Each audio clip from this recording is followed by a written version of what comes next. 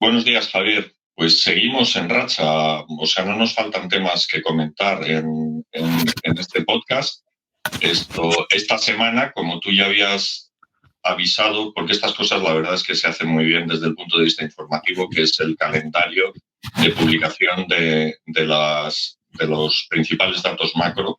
Salió el PIB del tercer trimestre, que fue espectacular, pero espectacular en el sentido de que nunca habíamos visto unas cifras parecidas, pero esto sí es verdad que hay que matizarlo todo o mucho, o que no sé si siquiera si tiene cierta relevancia. Se puede comparar con el PIB del segundo trimestre, pero más allá de salir de este año, no tiene ningún sentido, ¿no? Porque de alguna manera estos son estadísticas que están pensadas para ver qué es lo que pasa en la economía, y lo que está pasando no es tanto en la economía como fuera de la economía, no un choque exógeno.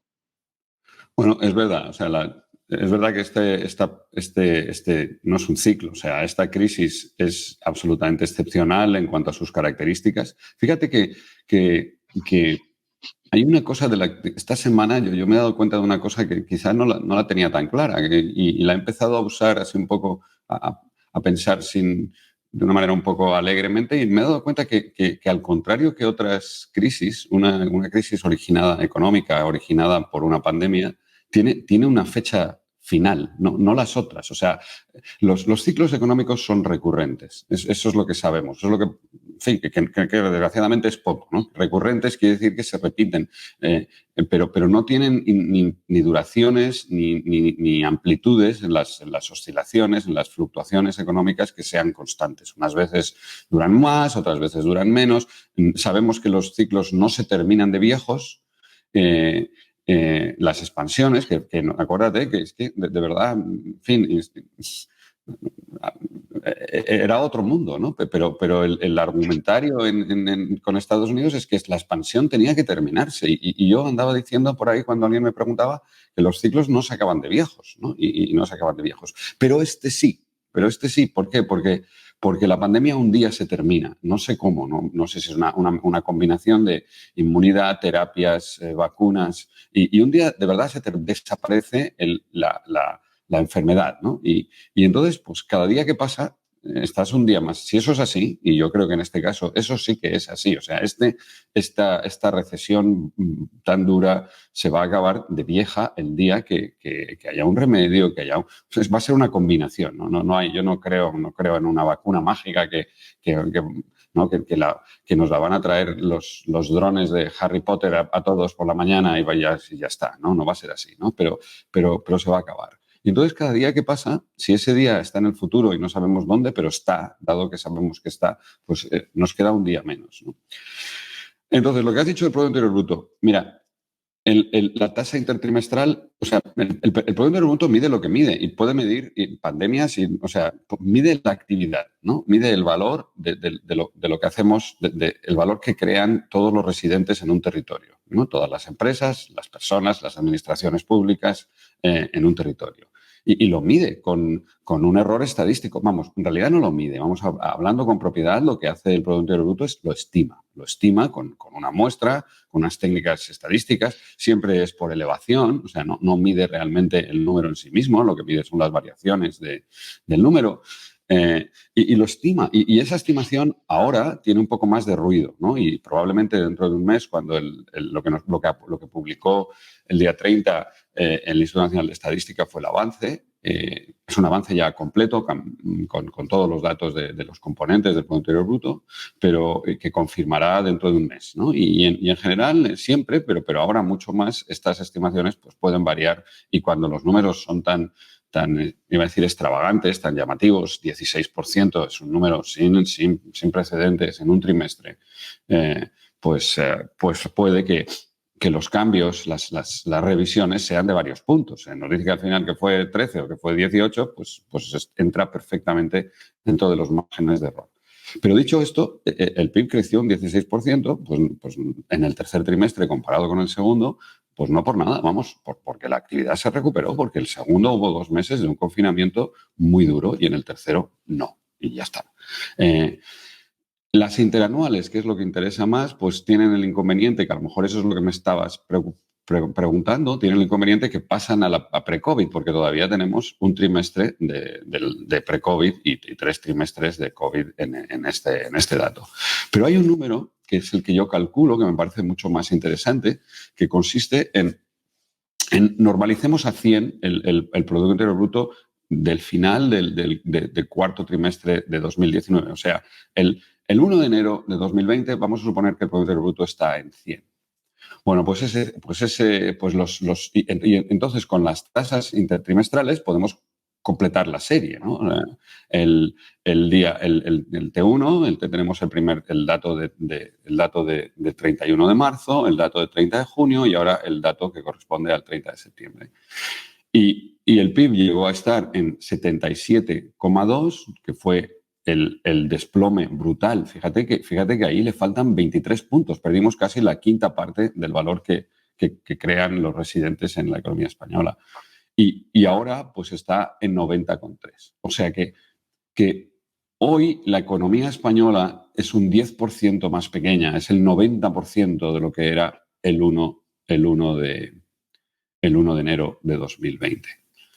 Y cuando acabe T4, ya veremos cómo acaba. Las noticias de confinamientos, en fin, si no tan duros como la otra vez, pero ya en Bélgica, en el Reino Unido, nos hacen pensar, a mí me hacen pensar en lo peor. Realmente creo que volveremos a un confinamiento, probablemente vayamos a volver a un confinamiento. Veremos lo que pasa, ¿no? Pero empezamos en 90. Si la tasa de crecimiento es positiva, pues terminaremos el año por encima de 90. A lo mejor BBVA en su último informe ha dicho 4%. Bueno, pues entonces estaríamos en 93. Muy bien, o en 94, ¿no? Más o menos. Si resulta que hay un confinamiento, dependiendo de lo que dure, pues a lo mejor esa tasa acabamos el año en 85 o en 83. Y eso es lo que nos va a faltar. Eso es porque entonces ahora ya sí que tendremos las interanuales, serán de todo el año COVID, de todo un año COVID, porque ya el primer trimestre ya reflejaba pues no sé, acuérdate, los eventos empezaron, el World Mobile lo cancelamos, ya empezó a impactar el COVID sobre la actividad. Y es donde estamos y es donde deberíamos empezar a pensar que estamos, en una economía del 90%. Hoy estamos en una economía del 90%. Nos falta el 10%. ¿Ok? Ni más ni menos. Eso es dramático. Pues sí, es dramático. O sea, es muy grave, es serio, es dramático. Ahora pon los adjetivos, tú eres el especialista, lo que tú quieras. Pero yo soy de los números. Es el 90%. ¿Ok? Vale. Podría ser otra cosa, pero ahí es donde estamos, ¿no? Y es lo que tenemos para seguir adelante. Tenemos el 90%, nos falta el 10%, ¿no? Claro, ese es ahora el tema que yo creo que inquieta, que preocupa o que ocupa a la gente. O sea, ¿qué va a pasar con este cuarto trimestre? Porque todo esto ya se suponía, y tú ya lo habías anticipado, iba a haber un rebote muy fuerte en el tercer trimestre, porque es normal, en el segundo tú habías cerrado la economía, se había parado todo, y entonces pues tú lo que en el intertrimestral lo que haces es comparar la actividad de un trimestre con otro. Si el segundo estaba muy parado, pues el tercero, por poco que se hiciera, iba a haber un rebote. Pero ahora la clave es ese 10% que nos queda para cubrir. Entonces, este cuarto trimestre todo el mundo pensaba, bueno, seguirá la recuperación a un ritmo un poquito más lento, pero en fin, no creo que nadie pensase, o por lo menos yo no leí a ningún servicio de estudios prever que fuera a cubrirse por completo el bache, pero sí es verdad que nos íbamos a quedar a unos puntos del nivel pre-COVID, pero los últimos datos no están siendo nada halagüeños y tú acabas de mencionar el tema del confinamiento. Entonces, esto ya hemos visto que ya antes siquiera de que haya confinamiento, los datos anticipados, adelantados, los indicadores adelantados el índice de compras de los gestores de compras del sector de servicios pues ha dado 49, que es un dato que revela contracción. El comercio minorista también está cayendo en España, un 3 y pico por ciento. Bueno, todos estos datos lo que reflejan es que la economía se está desacelerando. Y si a esto le damos otro mazazo con un confinamiento, pues lo lógico es que igual el cuarto trimestre salga plano o incluso un poquito de contracción, con lo cual cerraríamos por debajo del 90% el anual.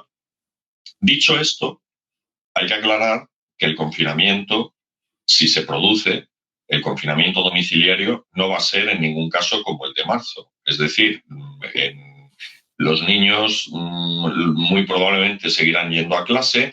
El tema del teletrabajo y de las compras por Internet está súper organizado. Y bueno, es verdad que determinados sectores lo van a pasar mal, fundamentalmente la hostelería. Pero bueno, eso supone un 7% del PIB, de modo que si tú incluso lo chapas todo, esto te puede caer un punto. Es decir, que no, yo esto es por reivindicarte, porque tú siempre dices que lo peor ha pasado. Bueno, pues es verdad, porque el nivel, el suelo que tocamos en el segundo trimestre... 77, acuérdate, 77,3. Okay. Es muy difícil que lo volvamos a tocar, ¿no? Y fíjate, hay una cosa que me parece fundamental. Para los negacionistas de que es la bolsa o la vida, o sea, que realmente hay un coste, esta recuperación se ha debido a que hemos estado abiertos, o sea, se ha debido a la desescalada, porque si hubiéramos seguido en casa, el PIB no se hubiera recuperado. Entonces, de verdad, por supuesto, déjame que lo vuelva a decir, porque es muy mal análisis económico negar una realidad tan obvia como que cualquier restricción a la movilidad tiene un coste económico y que es proporcional a la intensidad de las restricciones. Y cuanto mayores sean las restricciones, pues mayor es el coste. O sea que esa tasa el mérito de esa tasa es de la desescalada. Y yo lo aplaudo con intensidad y con alegría y lo celebro, ¿no? Lo celebro. Y si volvemos a cerrar, o si nos, obviamente tendremos un coste. Si es que es lo que, en fin, dijimos que no íbamos a hablar del gobierno y no hablemos del gobierno, pero estamos hablando de economía. Esa es la razón. Para los negacionistas, porque aquí hay muchos negacionistas en este universo de opinión política y económica muy mal mezclada, ¿no? Hay unos que opinan, hay negacionistas de la pandemia y hay negacionistas de los costes. Entonces, pues chico, de los costes de los confinamientos y las restricciones, las imponga quien las imponga y son altos. Si ahora volvemos al confinamiento, es verdad que la economía ya está adaptada, que es la otra razón por la que yo digo que no está adaptada. Se sigue adaptando, o sea, cada día que pasa tiene dos propiedades. Un día más de adaptación de todos los modelos de negocio a esta nueva contingencia que incluye planes por un posible segundo confinamiento. Claro que sí, porque ya nos han encerrado una vez, pues ahora ya no nos pilla, no nos sorprende. O sea, ojalá no nos gusta, ojalá no fuera a ocurrir, ojalá sea light, ojalá dure poco, ojalá todo de todos los ojalases, pero hey, yo ya estoy yo ya estoy preparado, o sea, no me sorprende, ¿no? O sea, cada día que pasa es un día más de adaptación y es un día menos que falta para el final, porque esta tiene un final incierto, un final que no sabemos cuándo es, incierto, pero que está agendado, o sea, se va a acabar, ¿no? Y bueno, pues sí, el año, fíjate que incluso ha sido tan buena la recuperación del tercer trimestre, que nos podemos permitir una caída del 4% para terminar el año dentro de las predicciones que decían que íbamos a acabar con un 12, un 13, ¿no? O sea que en los escenarios que da el Fondo Monetario y que dan muchos pronosticadores, primero lo que descontaban es que la intensidad de la recuperación. Si este dato, el INE lo confirma el mes que viene. Recuerda que hemos empezado diciendo, bueno, el dato en estas circunstancias el error puede ser grande, pero lo que ha sorprendido y lo que nos ha abierto espacio para poder tener una nueva contracción de la actividad en T4, pues va a ser el hecho de que este rebote ha sido magnífico, con lo que aplaudamos desde el punto de vista de la economía la desescalada y cómo se hizo, y la apertura y la vuelta a la actividad. Yo quiero insistir en esto que acabas de comentar de que estamos aprendiendo a convivir. Yo he sido un fan, o sea, la gente es muy procíclica. En los momentos malos se pone muy pesimista, en los momentos buenos se pone muy optimista. Yo el ejemplo más y la ilustración probablemente más clara de esta manera de hacer eco psicológico a lo que pasa a nuestro alrededor es lo del Real Madrid. O sea, el Real Madrid pierde un partido y durante toda la semana es crisis en la Casa Blanca, esto se acabó la época triunfal, esto hay que tomar medidas, es intolerable y tal. A la semana siguiente gana el Huesca por 4-1 y bueno, ya está el Madrid, ya pensamos en la Champions, en el Mundialito. Esta sobrereacción de los madridistas, yo como soy atlético no tengo sobrereacciones de ningún tipo. Tengo Tienes un más tono. bien un cardiograma plano. Claro. Pero sí, un tono mal. Pero ya, vamos, ¿ves? esto me recuerda mucho porque ahora, de repente, claro, no, si esto desde el punto de vista zen te prepara mucho para la vida real, el ser del Atlético, porque te enseña a sufrir.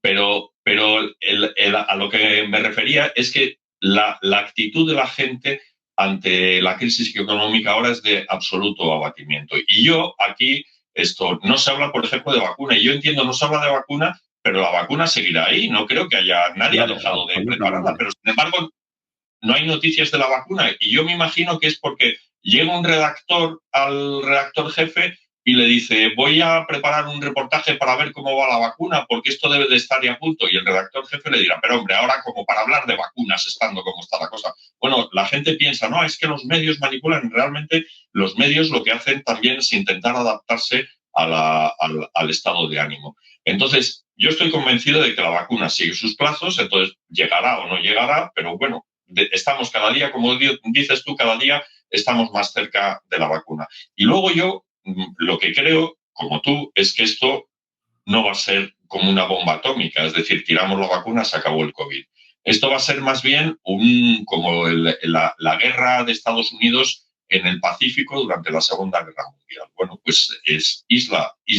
Y entonces estamos aprendiendo, estamos avanzando, y yo querría romper aquí una lanza, porque se mete mucho la gente con la Comunidad de Madrid y están las redes sociales llenas de memes que demuestran de forma empírica que la presidenta es incapaz y es, en el mejor de los casos, una pobre infeliz, pero resulta que en Madrid la curva se ha doblado. Y la curva se ha doblado porque a base de hacer esto, cribados masivos y de introducir las pruebas de antígenos, se está reduciendo el volumen de positivos a un volumen manejable y se están pudiendo tomar medidas. Ayer mismo, hoy es domingo, el sábado, este fin de semana, Pedro Simón elogiaba las cosas que se están haciendo en la Comunidad de Madrid, y no hay que perder la esperanza de que salga de aquí un remedio que nos permita convivir hasta que lleguemos al tratamiento, la vacuna, lo que pase primero, que parece que se retrasa, pero que no se retrasa. En realidad es que sencillamente los medios han dejado de hablar de ello, pues porque es algo positivo que no cuadra en este ambiente tan negativo. Sabes, muy de acuerdo en todo lo que has dicho. Realmente, al final, tú y yo estamos aquí hoy porque el gris importa, ¿no? Y el gris está ausente en el discurso político, en las opiniones, en la tensión de los medios, en el día a día mediático dominado por historias que, bueno, pues que son llamativas, algunas que nos interesan, en fin, pero que realmente pierden un poco la perspectiva y Y yo, mira, yo lo entiendo. Tú sabes que yo llevo opinando y me he puesto una parte de mi tiempo a disposición de los medios, pero porque me interesa transmitir mi conocimiento técnico. Y mi conocimiento técnico es lo que me lleva a haber dicho que lo peor ya ha pasado, que obviamente es una apuesta, porque no te dije, a menos que haya un confinamiento más duro o más largo que el anterior. O sea, a menos que haya restricciones a la actividad tan duras. Entonces volveremos otra vez a caer, ¿no? O sea, claramente. Tampoco vamos a caer tanto otra vez. ¿Por qué? Porque esa adaptación continúa. Entonces, sí, el gris importa. Los medios cuentan las historias que les parece a sus directores, a sus directivos, a sus empresas. Y en el fondo yo estoy de acuerdo contigo y a lo que le interesa a las personas, a la gente, ¿no? Y igual que los políticos son muy buenos en seguir las orientaciones, en impulsar la realidad de los votantes, pues los medios pues sabéis cuáles son las historias, ¿no? Pero eso no es la realidad, ¿no? O sea, es como lo de la recesión técnica. España escapa a la recesión técnica. ¡Qué disparate! O sea, eso lo llevo ya décadas y décadas de 2 trimestres negativos.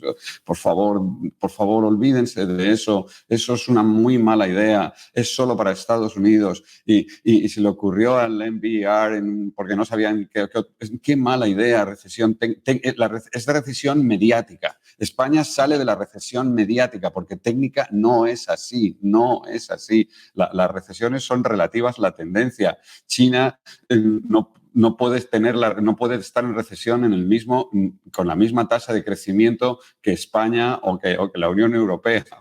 No puede ser. No es técnica, es mediática. ¿Te imaginas que dijéramos España escapa a la recesión mediática? Pues esa es la recesión que escapa, la mediática, ¿no?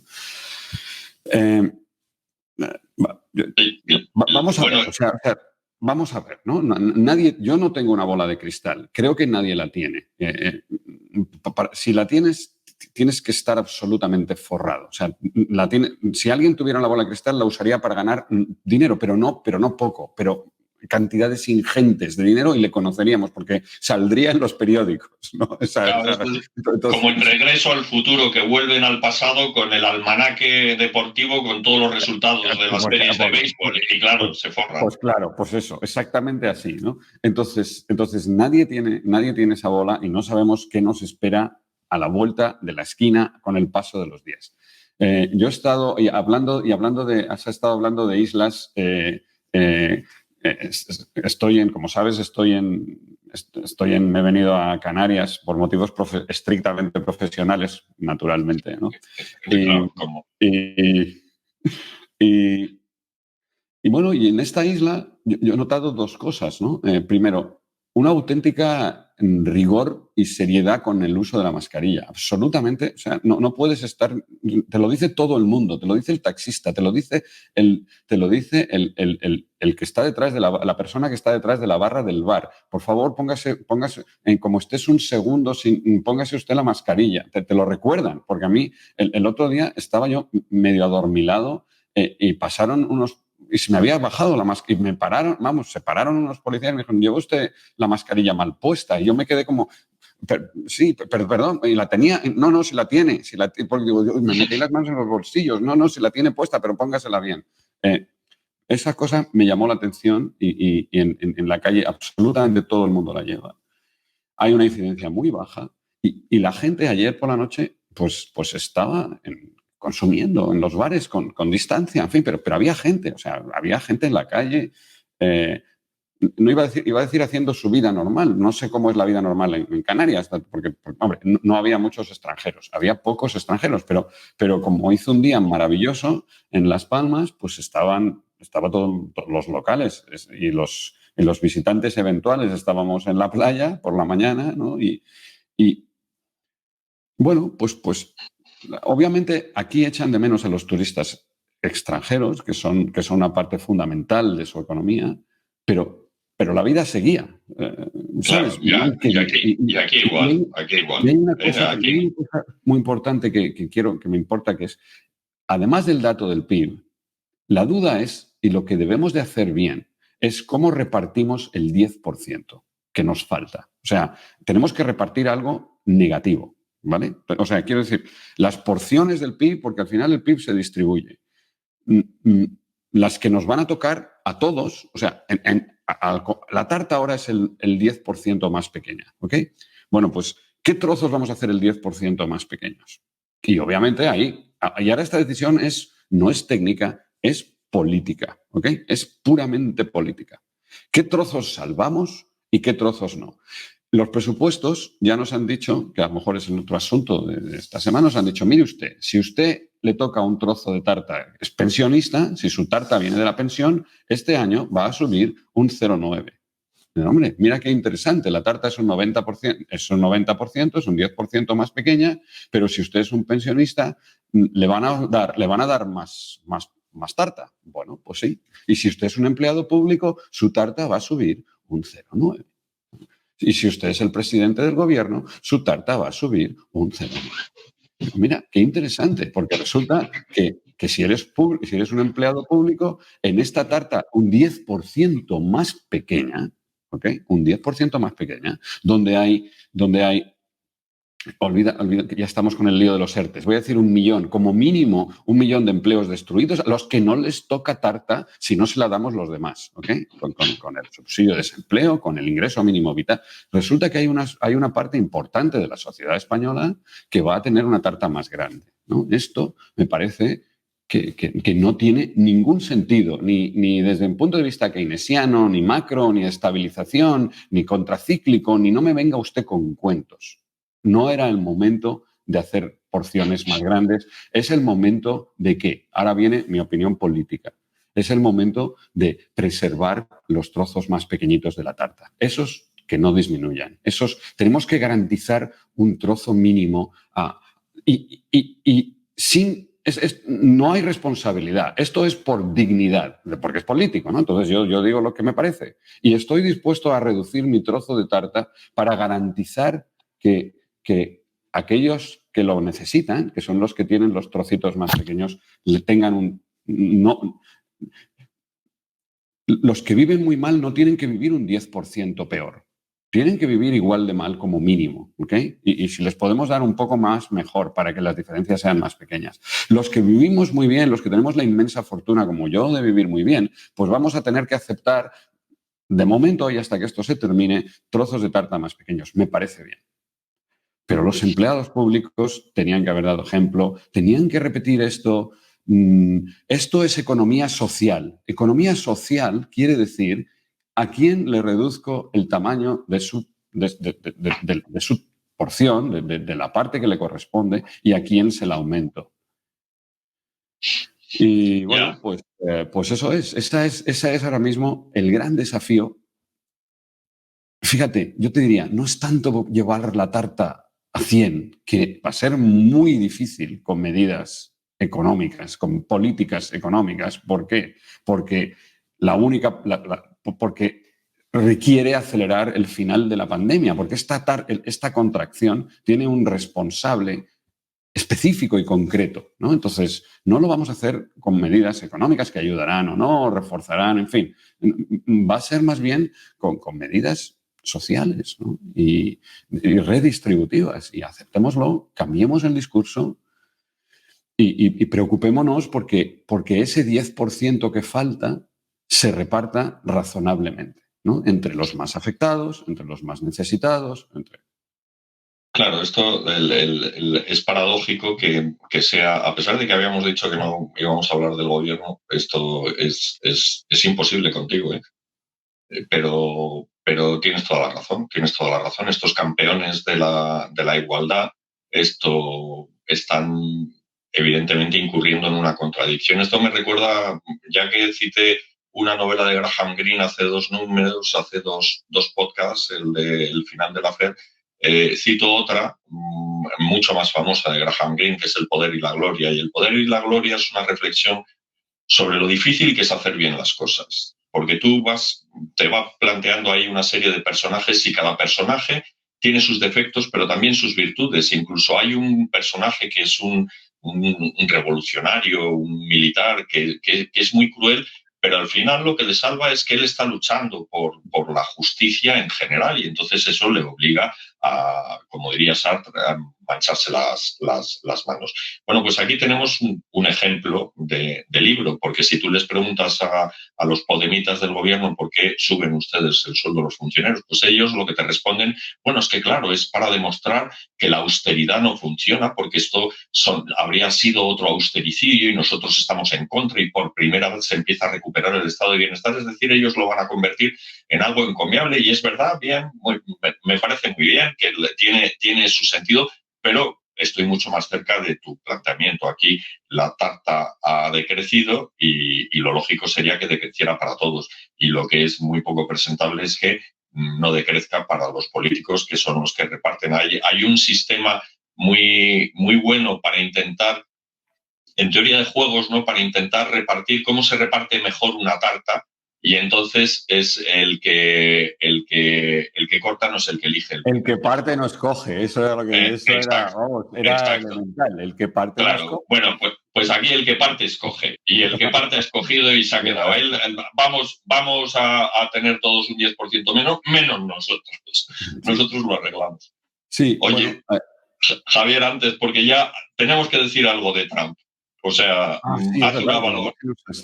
Vale, pues. Claro, son las elecciones y Trump, al final, su gestión económica, si no hubiera sido por el COVID, pues, en fin, no habría sido mala, pero también es, desde el punto de vista de la política internacional, pues es un hombre que lo ha sacudido todo, aunque paradójicamente es el único presidente americano que no ha empezado una guerra, ¿no? de los últimos años.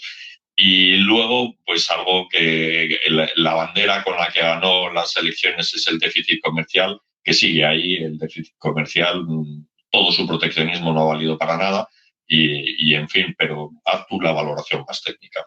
Mira, eso a mí me pasa con Trump, que me parece un personaje tan desagradable estéticamente, su forma es tan absolutamente contraria, tan alejada de la razón y de la razonabilidad que ojalá pierda las elecciones. Fíjate, es que estas cosas de verdad que son muy, muy llamativas. Yo estaba en las últimas elecciones, en 2016, estaba en Los Ángeles, en UCLA, en la Universidad de California, en Los Ángeles, y el día anterior, ni uno solo comiendo en el club de profesores, ni uno solo de mis colegas pensó por un segundo que iba a ganar Trump las elecciones. O sea, era para ese grupo humano, ¿no?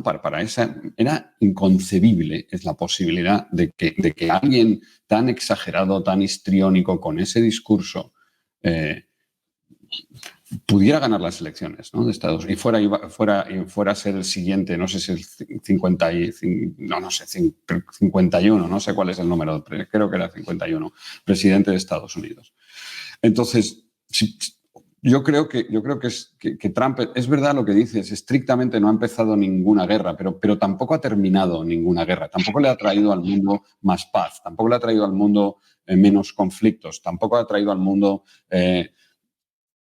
tampoco ha contribuido a sacar lo mejor que tenemos los humanos, ¿no? O sea, sino más bien todo lo contrario, ¿no? Las políticas inmigratorias que ha seguido, los niños separados de sus padres, todo el discurso, la forma de reírse de la tragedia, es realmente su estética y su ética y su... Otra vez, esto no es técnico, ¿no? O sea, y bueno, ¿y la economía qué pasó con ella? Pues enlazando con lo que me has dicho antes, has dicho, es que esto es muy difícil. Ya, pero técnicamente no es muy difícil. Políticamente lo que tú quieras, pero técnicamente no. La tarta tiene el 90%. Yo quiero que usted me explique por qué hace esta parte que usted decide.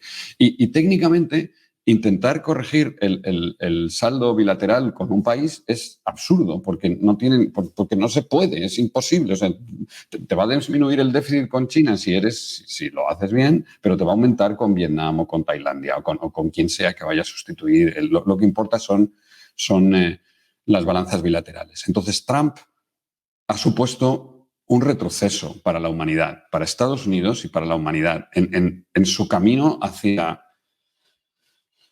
no sé, hacia un futuro luminoso, o sea, en alejarnos de la distopía, en alejarnos de la confrontación, en alejarnos de los conflictos, en conseguir un mundo que yo creo que tiene problemas globales y que debe ir hacia soluciones globales. Que Trump se saliera del Acuerdo de París me parece una verdadera tragedia desde un punto de vista del medio y del largo plazo. La pandemia en Estados Unidos ha sido realmente, ha sido y está siendo realmente dura. No sé lo que habría hecho Biden o lo que habría, no, Hillary, no sé lo que habría hecho Hillary en su lugar, no sé cómo lo hubiera gestionado, ¿no? Pero no sé, desde luego no se me ocurre nada positivo que decir. O sea, lo primero que hizo en las primeras órdenes presidenciales fueron salirse del Tratado del Pacífico, del Trans-Pacific Partnership, ese tratado comercial. Ha bloqueado la Organización Mundial en fin, anestesiado, casi bloqueado la Organización Mundial del Comercio, que es otro foro ha puesto en la picota a la Organización Mundial de la Salud en medio de una pandemia. Entonces, fíjate que todos los organismos, y ha quitado a Estados Unidos del tablero. Realmente Trump, yo creo que ha contribuido a poner a China, ha dado un empujón a China adicional del que ya le daba su propia economía, ¿no? Entonces, vale, ojalá, yo desde luego voy a apuntarme con el New York Times a pedir el voto por Biden. Seguro que tenemos todos nuestros oyentes. Vamos a cambiar un par de estados, en Florida y en Ohio. Seguro que esto es lo que necesitaban escuchar y por si acaso, que nunca se sabe, realmente Pues ojalá no gane las elecciones porque simplemente, y mira que no soy Biden, me resulta incomprensible que Estados Unidos solo pueda ofrecer un candidato tan mayor y tan, en fin, iba a decir poco atractivo, o sea, porque realmente lo es, ¿no? Algo dice de Estados Unidos y del mundo en general que las elecciones tengan que ser entre Trump y Biden, ¿no? Pero bueno, ojalá gane Biden, creo que es el mal menor, o que va a ser, o que sería el mal menor. Y bueno, y vamos a hablar. Desde un punto de vista de la incertidumbre, iba a decirte que a lo mejor es mejor que gane Trump, ¿no? Porque al fin y al cabo el mundo también está adaptado a Trump y ahora habrá una perturbación añadida si es Biden. Probablemente la bolsa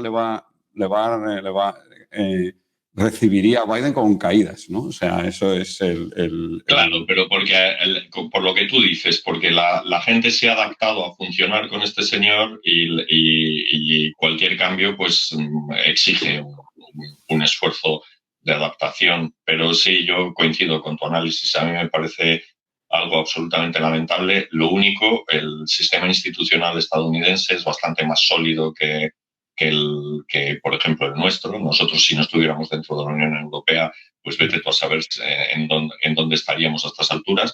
Pero Estados Unidos parece que los propios equilibrios de poder resisten y Trump, si no gana o si gana, esto, pues, en fin, será el presidente 51, 52 de los Estados Unidos y Estados Unidos seguirá. Yo creo que hay tendencias de fondo que ya hacían que Estados Unidos se tuviera que ir replegando del tablero internacional. O sea, está claro que en China no puedes mantener la política o el equilibrio ha cambiado con la irrupción de China en Asia y Estados Unidos no puede seguir desempeñando el mismo papel que ha desempeñado en los últimos años.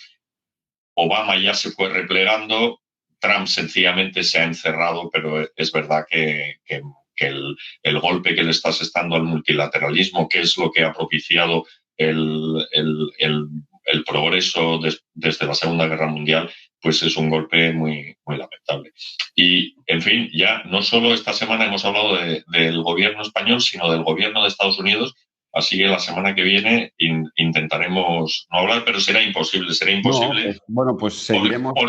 Porque habrá que valorar las elecciones estadounidenses.